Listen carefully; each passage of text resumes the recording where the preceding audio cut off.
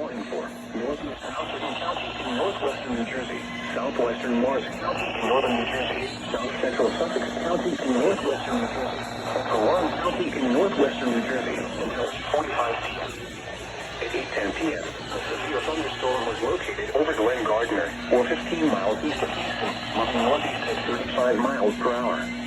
Hazard, 60 miles per hour wind gusts and penny-sized hail. Source, radar indicated. Impact, damage to roofs, siding, and power lines responsible.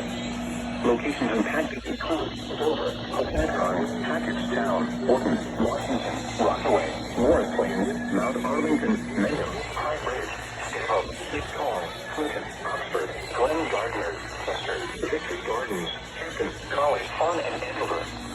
This includes the following highways: Interstate 70 in New Jersey between mile markers 9 and 17.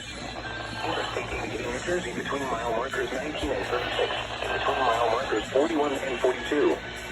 Interstate 287 in New Jersey near mile marker 41. For your protection, move to an interior room on the lowest floor of a building.